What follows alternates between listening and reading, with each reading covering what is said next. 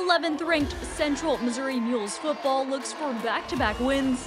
The Mules are back at home, entering the game with a 2-1 overall record, facing the Nebraska Kearney Lopers. Late in the first, UNK going for it on 4th and 1 on their own 22-yard line. Reagan Jones met by Noah Blair and a bunch of Mules for the stop. Central Missouri takes over on downs. Ensuing drive, Zebrowski finds Christian Dixon for the 5-yard score. UCM leading 7-0 at the end of one complete. Second quarter tied 7-7. Zebrowski hits Nine Davis open in the end zone for a 20-yard touchdown completion. Mules back in front 14-7.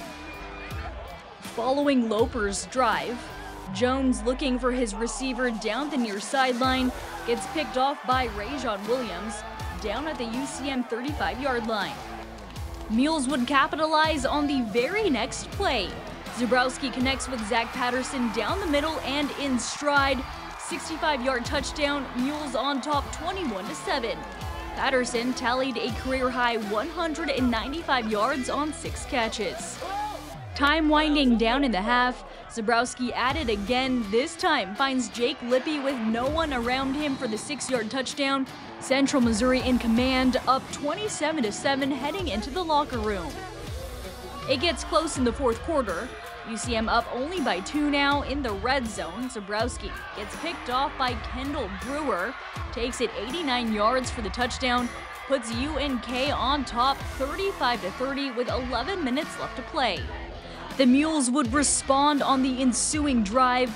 Zebrowski hits Michael Fitzgerald in the end zone for the 10-yard score. The 2-point conversion would be no good though. UCM leading 36-35 with 5:49 left to go in the fourth. The Mules defense would force UNK to kick a field goal on the ensuing drive, and it would be no good. Central Missouri holds off the Lopers by the final 36-35. I mean, we knew we threw that pick at the pick six, and they went and scored and got the lead, but I don't think there was any doubt on our offensive sideline that we were going to go score the touchdown. I think we made it harder on ourselves, but I think just everyone knows, like, when we need a score, we're going to get a score. I always have peace in my heart when 12 is on the field and the game is on the line. He's come up with every play every time, and that's why I think he's the best player in the entire country. Yes, he puts up some really nice stats and he's breaking records and he's doing all that stuff, but I think the measure of Zach Zebrowski is when it is all on the line and you have to have a play. Throughout the last 2 years, he's made every single play, whether that be with his arm, whether that be running around making a throw, whether that's with his feet.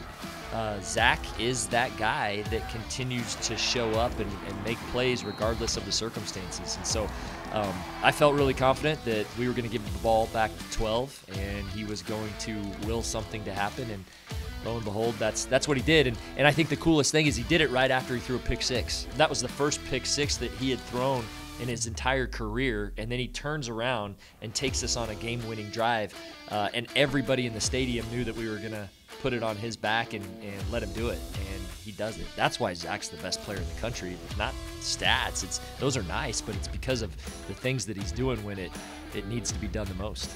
Winning these type of games early gives you a lot of confidence late in the season that when games are close and games are tight that you can finish it. I don't think we ever panic. We just kind of continue to do what we're supposed to do and apply pressure to the other team and try not to feel it ourselves, and usually works out pretty good.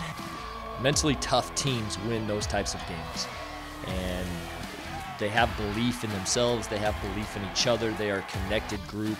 There were a lot of things that went the other way in that fourth quarter, and so proud of the way that our guys really banded together and put their foot in the ground and made plays.